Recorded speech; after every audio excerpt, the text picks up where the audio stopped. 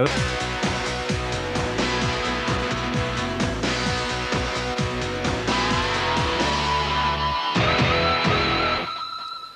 evening. A disappointing Premiership debut for Everton's Daniel Amokachi, likewise for the man who replaced Tony Cottee. Cottee sent off at Anfield to mark the start of his second spell with West Ham. No goals there. 2 for Alan Shearer and an assist, 4 in a week as England's hero overshadows Nigeria's. Paul Walsh for Manchester City, but that wasn't sufficient against Crystal Palace, whose away record is formidable. Jason Wilcox, Blackburn's other scorer. Ignominious afternoon for Everton, who are now bottom of the Premier League. Dave Burrows booked on his debut. No goals for or against for Liverpool. John Scales made his debut today, of course. Phil Babb started on the bench. First points dropped. Niall Quinn back for City after 10 months. Palace now unbeaten away since March. Well, further details of Blackburn's excellent win over Everton, 3-0 at Ewood Park. Graham Beecroft, the reporter. Alan Shearer scored 2 goals to add to his 2 for England in midweek to sink an Everton side which simply couldn't match Blackburn's power and work rate. Shearer spun away to face the goal for Blackburn's first. His low shot was touched by Southall, but he couldn't keep it out of the net. And then Shearer became provider for the second. His accurate cross picked out Wilcox at the back of the penalty area. His left-footed volley beat Southall. Shearer scored from the penalty spot to make it 3-0 in the second half, but Southall denied Shearer a hat-trick with a superb late save. Daniel Amokachi showed he has the pace and strength to trouble defences in the Premiership, but there's not enough around him for Everton to do anything but struggle. Blackburn 3, Everton 0. Blackburn move up to 3rd in the Premiership. On to the action now in the NZ League First Division, and an interesting contest at Boundary Park with Oldham, who were 3rd this morning and top scorers against Reading, who previously conceded just 1 goal. The one they conceded today is well worth waiting for, but that's little consolation for Oldham. Rob Palmer commentating. Kenny again, it's been a feature of the game, the crisp passing movement from Oldham. Now Holden, can he provide some trickery? That's not a bad cross. Oh, and so close for Graham Sharp. Sharp wins the ball. Good play this from Oldham. Richardson, he has Sharp inside. Haller on the outside. And nobody in the centre.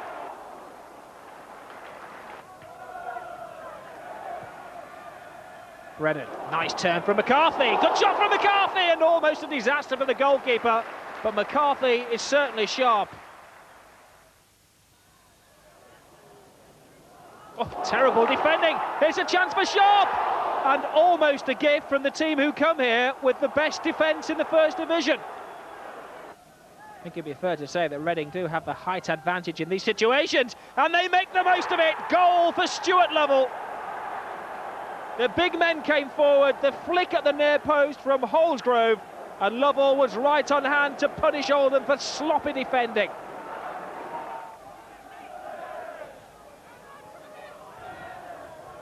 Reading, intent on keeping possession, and they're saved by the goalkeeper. Or are they? Yes, they are. Twice by Hislop. Can he save it a 3rd time? Richardson, great goal! Well, Reading come here with a reputation for being one of the best defences in the Football League.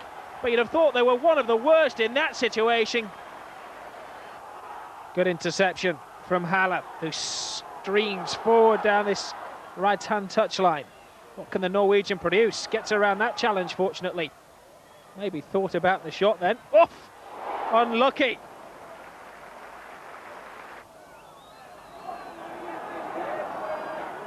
Now Reading are settling into the second half. Mistake by Jobson. Oh, and an interesting goal, to say the least.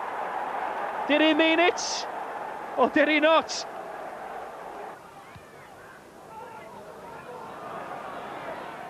Level for Reading. Pass support, goes alone, and finishes off Oldham Athletic. Only seconds remaining. Holden curls it away from the keeper. Richie flicks down McCarthy. Well, that sums up the afternoon for Oldham.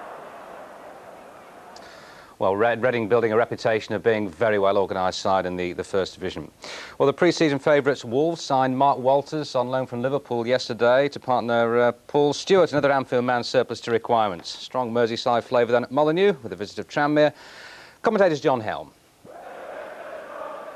Shed Brannan, free kick here for Tranmere. Oh, and he's picked out Nevin beautifully down the left. And the little Scot takes on 2 defenders and gets this one in. And first save of the night had to be made by Snell from Malkin's header.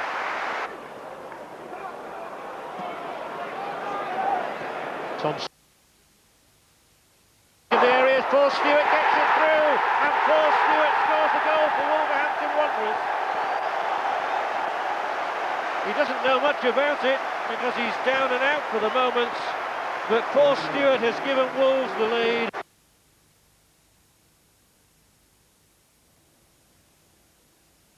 What's going on at the minute? Smith. Oh, it's a great ball in, and Bull! Oh, it's ended up the wrong side of the upright. Steve Bull can't believe it. Eric Nixon will take the plaudits from his colleagues. And it's not back here for Nevin. Great shot from Nevin, and a fine save too from Snell. Start to find a new way through. It's through to Bull here. Steve Bull, brilliant. Steve Bull, magnificent try. He deserved a goal for that. Good flick. Bull trying to turn and weave an opening again. Emblem will hit another shot. And what a shot! If anybody deserves the score on this day, it's Neil Emblem. Shirtliff. And Kelly's there, and Bull's here, and he's onside. Steve Bull, is it going to be number 3? Not so. Blazes it over the top. Nice little skill from Morrissey, opening the way for O'Brien. And the two Wolves men getting in each other's way. Here's O'Brien. Should have scored. Emblem drives on again. He's done really well, Emblem. Might tee up Wolves. Third goal, he might score the third. Well, how did that stay out? It came off Eric Nixon's right leg. And Nixon holds his arms out as if to say to the defence, where on earth were you? 27,000 at Molineux this afternoon. Right, let's check on the other results in the First Division. Burnley getting their first win of the season. Liam Robinson, 44 minutes. And Port Vale winning away for the first time. First goals away from home too. Lee Glover, his 4th of the season for them. And Tony Naylor, the former Crewe player. Sheffield United 3, Bolton 1. Carl Vert with 2 for Sheffield United, signed from Adelaide City during the summer. And Stoke City 4, Southend 1. Stoke, of course, without their manager, or a manager. Joe Jordan resigned this week after 2 4-0 defeats. He should have hung about a bit. Rob McCaffrey. If only Joe Jordan had had this last week. Stoke responding magnificently, and a magnificent solo goal by Toddy Orlickson set them on their way against Southend. I reckon he skipped past about 5 defenders before slotting the ball past Paul Sanson, 1-0. That was really a bit special. Jason Beckford then put through Keith Downing. Acres of space. Stoke players queuing up. But Andy Edwards turned the ball into his own net. It wasn't his day. 2 minutes into the second half, Stoke at it again. Orlickson's corner. Watch for John Dreyer steaming in on the far post. Southend couldn't spot him. That was 3-0. Here's Edwards again. What did I say about not being his day? Wayne Biggins made the most of the chance. 4-0 on the hour. Southend did have a consolation goal. John Butler on the far post, the Stoke fullback, got his angles wrong. But 4-1 to Stoke. What a way to respond to losing your manager. Yes, and what a good start for Asa Harford, their caretaker manager. Let's take a look at the top of the First Division, where Tranmere and Oldham certainly lost ground today. Tranmere right out of the picture. Port Vale up to 4th, though. Middlesbrough, the leaders, don't play until tomorrow. And Reading there, who won at Oldham this afternoon, are now in 2nd place. Well, the game of the day in Division 2, Wrexham unbeaten against Crewe, very much top of the class, leaders, leading scorers and 100%ers. Well, one record had to go, and it was Crewe's. Alistair Mann. That's a great tackle by Gary Bennett. The referee's allowed it to go, as indeed he should have done. Here's Owen. Man to the right and to the left. Goes to the left where Connolly looking up. Good ball in. Bennett almost got on the end of the move that he'd started. Typical of the man. That's not the best ball forward, and here comes Connolly. Men trying to peel off again, but Connolly's going alone, and the shot just about vindicated the decision for him to do so, just by the upright.